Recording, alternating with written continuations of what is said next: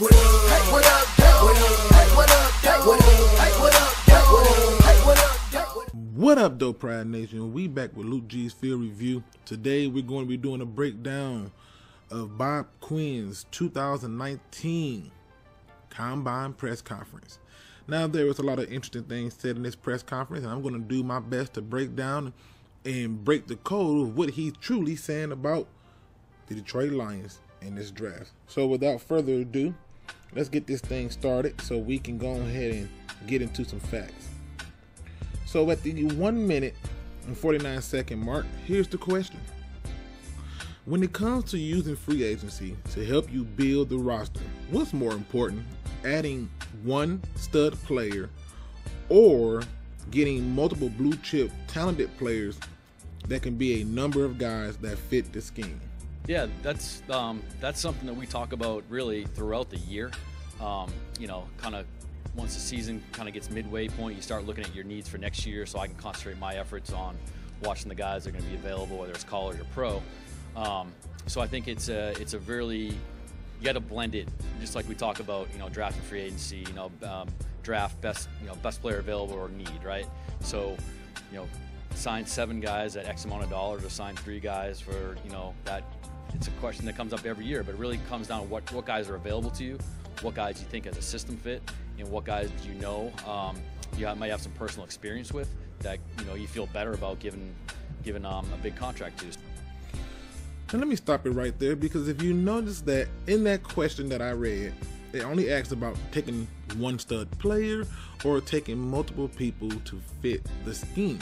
But he brings up this interesting part talking about taking a player that you have experience with or you're familiar with and figuring out if they are worth you giving them a big contract. Now, what I love about this statement is there are a lot of people in the Detroit Lions fan base who really truly believe that the Detroit Lions should go after a player like Trey Flowers. And so he unknowingly kind of tilted his hat at that in terms of saying, I'm evaluating that as an option, but if that option outweighs the measures for me to get more players at that same cost, I'll go with that idea of what is going to be better for the team. It's not going to boil down to just familiarity. So let's listen and see what else he got to say. So that's something that we talk about internally, you know, with myself, with the coaches, with our, you know, our cap guy. So it's an ongoing conversation. That's really, there's not one right answer to it. So right here at this point, the question is, you say you want to add playmakers. Certainly you can do it via free agency, but how confident are you that a rookie can be taken at 8 and come in and make an impact as a playmaker? That's the question that they're going to ask him right here. And the reason I'm reading the question is because I had to use my equipment to enhance the sound for me to hear the question, but I don't have a way for you guys to hear it, so I'm just going to read it to you. So let's hear the question and hear his response. Oh, absolutely. I think, you know, the NFL resume is huge. I mean, those guys have, you know, been in the league, usually, most of them 4 years plus, right? Because they're hitting unrestricted free agency. So there's plenty of tape and stuff you can watch against NFL competition if they're, you know, making plays at whatever position they are. That's a little bit, I'd say, a safer bet than drafting anybody from the first round down to the 7th, because, you know, the draft it's sporadic and something. So I want to stop it there, because if you notice, he said that, yeah, it's a bit of a safer bet when you know that getting a player that has a resume that you can physically see in terms of adding talent to your team. Because the draft is a crapshoot. You know, you can miss and stuff. But what I want you to also pay attention to is what he about to say right now, after he said that the draft can be sporadic. So let's take a listen. Sometimes you hit, sometimes you miss. You try to do as much work as possible to kind of, you know, mitigate those misses. But yeah, the NFL in free agency is more of a safe bet. And so you might be wondering, well, what's so special about that? What's special about that is what he's saying is yeah, there's a safe bet in the free agency, you know, because the chance of a hit and miss is lower. So in other words, the question relevance is not strong. Now, the reason I wanted you to hear that is because what he's going to say down the road is why I wanted you to focus on it. But let's get to our next question right here. at this point, the question is, what is your philosophy on taking a tight end in the top 10 versus other players? Let's listen to Mr. Bob Quinn. Yeah, I think, we take every pick, seriously. And, if there's a player that's worthy of the 8th overall pick and he happens to be a tight end, then I'm not against that. So it's kind of a little bit early in the process to say, who that player may or may not be. But I don't have any guidelines that I've ever developed over my years in scouting that say you can't take a player at this position at that number. Let me stop it right there, ladies and gentlemen, because remember, his idea was about being a safe bet and hitting and missing in terms of the draft. And so when you look at what he's really saying is, he's saying what winning people should say. I don't care what the so-called experts are ranking this player. I don't care what other people have this player on their board. If that player fits a need that we have, and that player is the talent, I'll take him when I have a chance to take him. And to me, that is the thing that you want to do if you want to build a winning culture. Now let's just go ahead and listen a little bit further, because the best part about it is he makes it clear he does not have a philosophy that says, oh, well, you can't take him there, because guess what? They have not had, a lot of teams take tight ends in the top 10. He doesn't care about that. Bob Quinn, he the man when he walked through. So this is the type of things that we're seeing. But let's keep it pushing. I don't think that way. Everything's an individual kind of basis, individual scenario each year, depending on where you're drafting and what your needs are. And the thing about it that you have to respect with this statement is he's making it very clear. It all boils down to the player, the scenario in the player. If I'm drafting 8, who can I bring in that fits a need as well as the best player available for us based on that need to be able to sustain what we're trying to do, i.e. run the ball? He's making this clear to you, ladies and gentlemen, but he's going to get a little bit more in depth with it, and I just wanted to bring that up to you. So at this point, the question is, are you worried about fans' reaction to a tight end being drafted at the 8th pick? But Mr. Bob Quinn, because he's the man when he walked through, let's hear his response.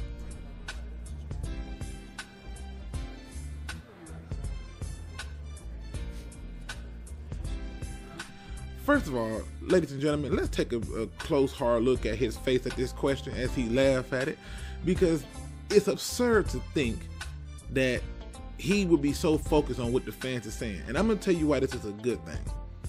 In the past, had this been, say, a Matt Millen, a Tom Lewan, or Martin Mayhew, what you would have saw was they try to get the player the fans want. And so what he is basically saying is, at this point, with this smirk on his face at this question, unbelievable. The day I do my job based on what fans want, I'll be fired. He needs to get the talent based on what the team needs to win. But his face tells 1,000 things, so let's keep it pushing. Yeah, I mean, in all due respect to our fans, and I have a great respect for them, I can't really listen to all that stuff. If I listened to everything that's out there, I'd be driving myself crazy. Now let me just start right there and say he's saying the exact same thing. He's just basically letting it be known that his goal is to put the best team out there, because he know if he put the best team out there, whether fans are upset or not, once the team does what it's supposed to do and win, winning heals all wounds and all pain can be forgotten. Now, at this point, the new question is, okay, are you worried with the other guys coming from New England that might have the same players on that you are looking at on their radar? And so he's talking about the teams who's like the teams who's picked up players like Tennessee Titans, who took Mike Vrabel, and just those guys who came from New England having the same concept in terms of scheme and player personnel and targeting players that they want. So here's his response to that. Yeah, I mean, it's something we kind of talk about, really, but we really can't control what they're evaluating and like what they think. And I think our system you know, for Tennessee, for example, you know, I've watched a lot of them over the course of the last, you know, year or so, and even when Mike was in Houston, their defense is actually a lot different than ours. People might kind of put the dots together that it might be similar, but there's a lot of differences that, you know, Coach P's in Tennessee is doing differently than, you know, Coach Pascalone's doing in Detroit. So the style players maybe, but specifically, I think there's a lot of differences. And what he's trying to say is, overall, is the day I get caught up worrying about who's eyeing who I'm eyeing, then I'm not doing my job. I need to be prepared in the case that if somebody is eyeing a player that I have, we have depth. Now you may be wondering, well, Luke, how do you know that? Because he's going to say something down the road pertaining to the depth of this draft, and I'm going to let you see this because I like to point out the connections and the patterns of what they say. Now keep in mind that he's very accurate when he says that a lot of those people who are leaving New England and going to other places are doing things different. And so those are the types of things that we have to take into account. But let's go to the next one right here. Right here, ladies and gentlemen, the question was, Glover Quinn recently stated he asked out of his contract last year. What were your thoughts on that? Did you think that he didn't want to be here, or he wasn't going to give you his best when he was out here on the team? And here is that man who's the man when he walks through statement. Yeah, I think, you know, going back to that the Glover thing, I did read that, what he said, and, you know, all those conversations I have with players during the offseason, during the in-season about, like, their futures are private between me and that player. But I'll say this, Glover, you know, came in last year. He wasn't in the offseason program, came in mini camp in June, was in good shape, came in, had a good training camp. You know, I have nothing but good things to say about Glover in terms of what he brought on the field, off the field. I really, you know, had a really good conversation with Glover, you know, whatever it was, 10 days ago.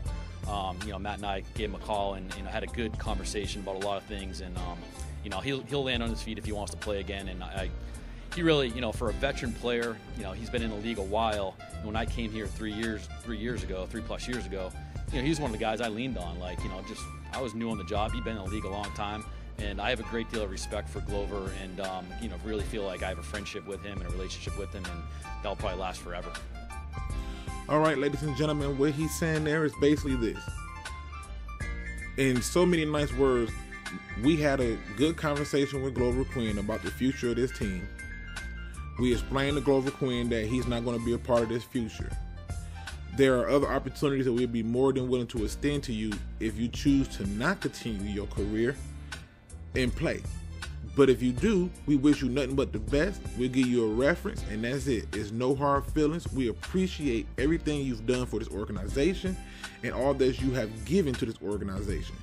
And that's all he's saying in that little statement. In a more layman's term breakdown of it, he's just making it clear that when he had the conversation with the guy, there's a mutual respect between the both of them, and that they are just essentially basically saying that, hey, we was willing to tell him we were moving on.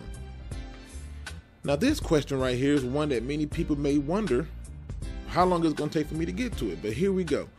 At this question, the question is, why would you consider a quarterback at 8 if you have Matthew Stafford locked up for 4 more years? Mr. Bob Quinn, please talk to the people. Yeah, it's similar to the question I got before. I'm never going to say yes or no to one position at a specific time. If I have somebody graded that high, like, I'm never going to say that I can't take a whatever position it is, running back, receiver, quarterback, at whatever number it is. If I do that, then I'm eliminating guys off the board. And you know, part of what we do is, like I've talked about since I've been here, is try to blend the best available in need. Let me just stop right there, ladies and gentlemen, because what he essentially is really saying is, yeah, I got a quarterback locked up for 4 more years. He's 31, okay? And it does not hurt if there's a prospect that is good enough to be able to sit behind him and come in and start after 2 years of sitting and learning the game. That's what he's saying in terms of that. But then he goes into a very detailed thing where he talks about there's a interesting factor where they're trying to mix best player available based on the need. Again, he's basically telling you that when I draft my players, it's going to be best available player based on need. And when you take that statement right there, it's clear to me that the idea of a quarterback at 8, if it's Dwayne Haskins, it could be a good chance there. But to me, it's nothing more than a smokescreen to get other teams to feel the pressure that, hey, they may really be tired of Matthew Stafford and take a quarterback. Or maybe somebody calls up and offers something outrageous, in a trade for Matthew Stafford. Who knows? But what he's doing is he's at least dangling the hook with the worm on it to see if he get a bite from a fish. And that's all he's saying. But let's listen on.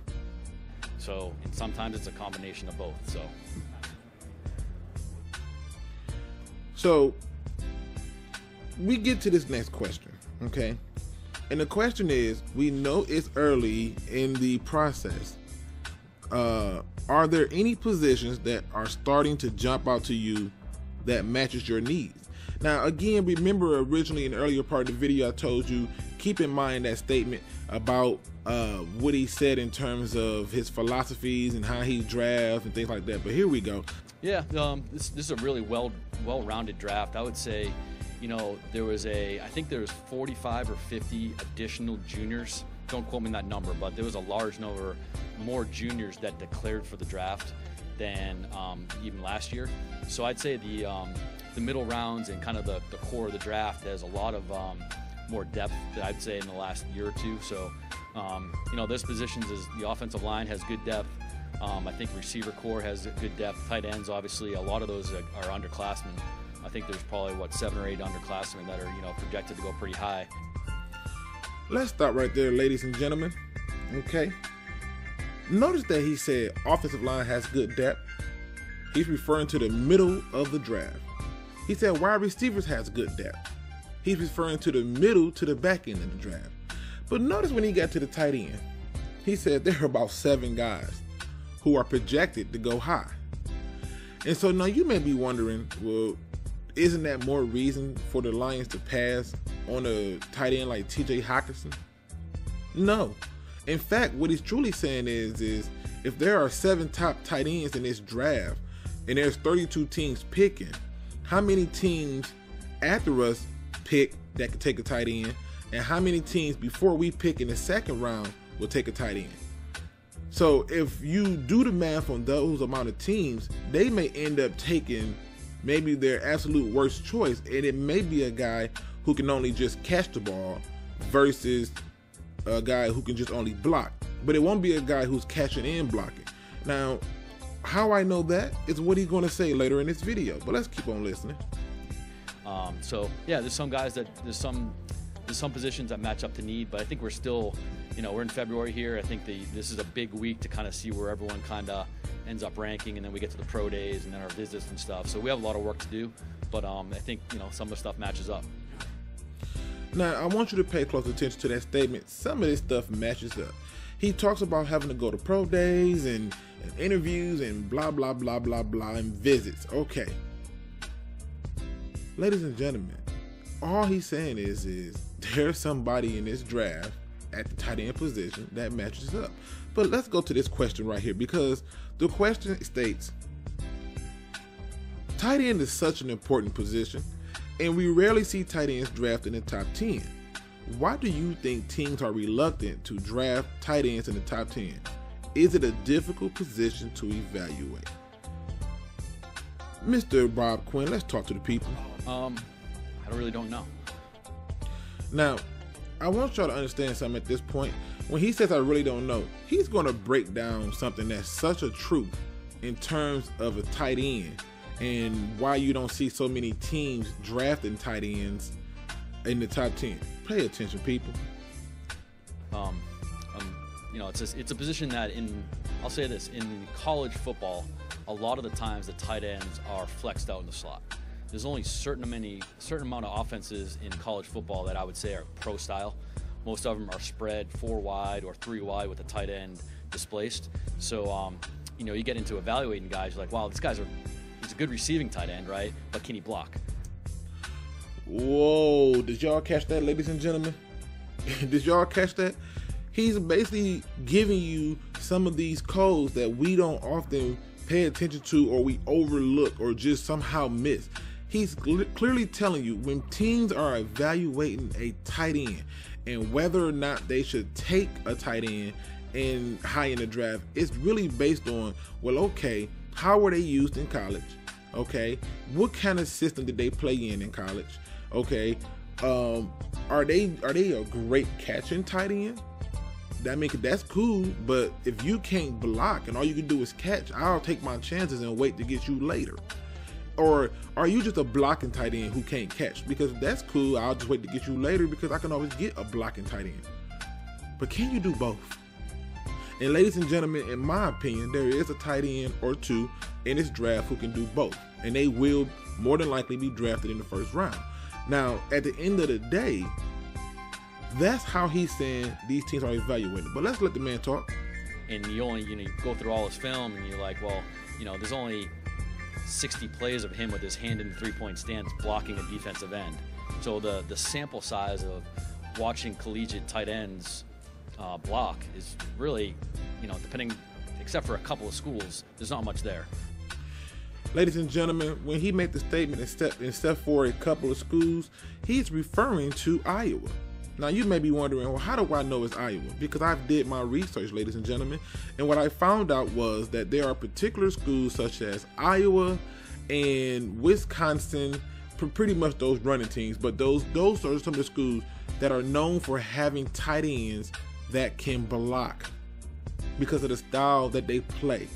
And when he talks about there are only about 60% of players or plays where you can see a tight end with his hand in the dirt, he's saying when teams are evaluating that, they're trying to see like, hey, what can you do for us in this part of the game? It's great if you can catch every pass, which is what the Lions did when they took Eric Ebron. Yeah, he's a explosive guy, and they was trying to get a tight end to mimic what Jimmy Graham was doing. Oh, a guy who can be explosive and catch the ball. But the fact is that at the end of the day, you want to have a person who is complete because they're going to be able to do more in your process of trying to create your offense or defense. Let's listen to him talk, though, people. So maybe that's part of it. That's something that we obviously spend a lot of time at because the tight end position is versatile. You're going to have to go run route. You're going to run routes, pass protect, which is crucial, right? Because sometimes you're going to have the running back, out in the route, and you have to leave the tight end in the block. And then you have to block in the run game. We made a commitment to the run game last year with carrying. Ladies and gentlemen, for those people who have a serious problem with the idea of TJ Hockenson possibly being the Lions pick if they stay at the 8th spot, he just essentially told you, get over yourself. Now you may be wondering, where did you get all that from, Luke? I got that from the following statement. I need to have a tight end who can block in the pass game. Well, ladies and gentlemen, TJ Hockenson can do that because he makes a very good point. What if I want to take the running back out the backfield and now I have a tight end who can block in the pass game? Or can he block in the run? Because you heard him talk about it, they committed a little bit more to the run. That's because they're going to commit to the run even more this year. And do you know why? Because Mr. Bob Quinn is very similar to me in the light that he loves the film and the analytics and the statistics to all show that which I saw with my own two eyes add up. Now, what that really tells me is, ladies and gentlemen, is that he is gearing up to basically say, if we can't trade this pick, yeah, we're taking that tight end because that's going to help us in the pass game and the run game. And this offense is going to do both. So we're going to let the man talk because I can't tell you enough about the facts of what's going on here, but hopefully he can. Carry on, and I think the tight end position kind of marries up with that to be able to secure the edge of the defense and get some of our skill players carry on Theo and those guys out to the edge. So, but at this point, we have a question of, do you have any philosophy about doubling or tripling up at a position in the draft if it's a need? Here's Mr. Bob Quinn's statement. 3? 3 would be a little bit of a stretch. 2, I think 2 wouldn't be out of the question. All right, ladies and gentlemen, there goes some more of those little beautiful gems. What he's referring to is, if for some reason that the best player available, doesn't necessarily fit a need, but he's the best player available and he can come in and help this team, say, i.e. we take 2 linebackers, or i.e. we take 2 tight ends, or say, i.e., we take 2 wide receivers, or 2 cornerbacks, or 2 defensive ends, or 2 defensive tackles, 2 safeties. He's basically saying he's not opposed to that. And the reason he's not opposed to that is because his main objective is to put a good team on the field to win. I love this about this general manager, because at times he's frustrating because you don't really understand what he's talking about and you don't understand what they're doing. But when you look at it, it starts to come together so beautifully, it makes sense. So, you know, it stands to reason that he makes a very good point. But let's finish listening to what he's saying. This year, obviously, we have 9 picks, so that's something that, you know, if you go into the draft with 6 picks, it's kind of hard to kind of double up on one position, really depending on what your roster looks like. I'll never say never. I think there's, we talked about some of the positions of need and some of the positions of depth so far in this early process of the draft. And if they match up and there's some, quality depth, if you take somebody early and there's a middle round guy that you have kind of graded a little higher, then I'll always consider that. All right, ladies and gentlemen. Right here, the question is, Ziggy Ansah is your biggest free agent. Do you know if he's coming back? Now, if you ask me, Ziggy Ansah is gone, but I'm going to let Bob Quinn explain to you why he's gone.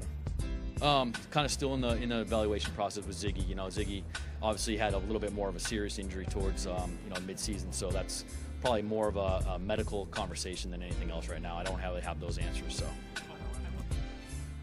Now, if you heard, ladies and gentlemen, what he said, he talked about a medical injury and a bunch of fluff, but the truth is, you notice he did not say he coming back.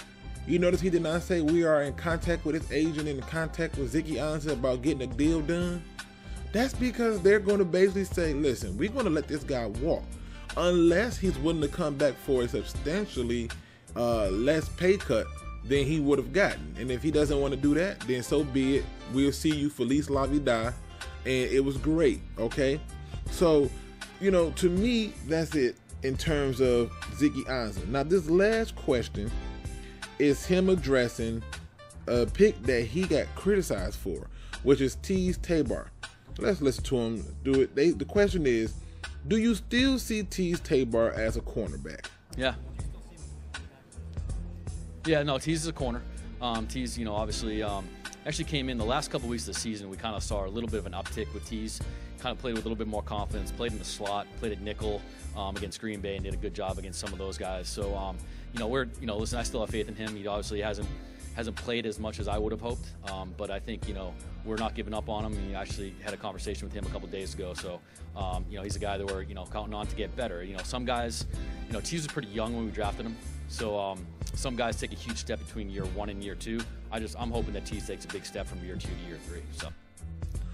And all he's saying there is yeah, we're not going to give up on him just yet, but we're going to give him a chance to kind of get that jump this season. And if he don't, he'll be gone. Now you may be wondering, well, that's so stupid, and why would they want to keep this guy? He's shown that he can't play corner. Yeah, I can agree that he would probably be better suited at a safety position, but I could also understand why they would want to keep him and identify him as a corner, particularly for the nickel spot. It's because Nav Lawson is about to be gone. And if you get rid of Nav Lawson and you get rid of Teez Tabor, who are your cornerbacks? I mean, let's be honest about this. Who are you left with? Jamal Agnew and Darius Slay and Ford. So now if you got Jamal Agnew, Darius Slay, and Ford, and mind you, Ford is a free agent, who do you really have left? I mean, can you imagine coming out and your starting cornerbacks are Slay, Ford, and Teez Tabor? No. So what he's basically saying is Nav Lawson is gone. I don't want to get rid of too many of our assets when we still have them under contract, and I can still go out and add some pieces and then move on from them. So in other words, he's basically saying, no, we ain't gave up on them. We just bought ourselves some times. Now, with that being said, ladies and gentlemen, that really is the entire interview and press conference there. What I want you to take from this is that Bob Quinn is making it very clear that he's playing a game to acquire more picks. But he's making it very clear to the fans early that if he can't, he's taking a player who comes in and give them the most, and that's how he values them. So if the person who comes in is a D tackle and he know that this D tackle can play the run, rush the passer, and he disruptive, say, i.e. another Ndamukong Suh type player or Aaron Donald type player, he'll take that guy. But if he know for a fact that for some reason this player can only come in and his only thing is pass rush, he's saying, well, wait a minute, I don't think our defense is that far away. And he said that earlier when he made the statement about, you know, deciding if you should give a person you have experience with a big contract. And so what he's just trying to point out is the process is long, it can be complicated, but it's really not, because it boils down to simply put, where is my biggest need at? And the teams who are winning have tight ends. Their quarterbacks have people they can throw too short. I mean, just look at Andrew Luck. He's made a career out of just throwing the ball short to the tight end. So with that being said, ladies and gentlemen, that'll be it for this video.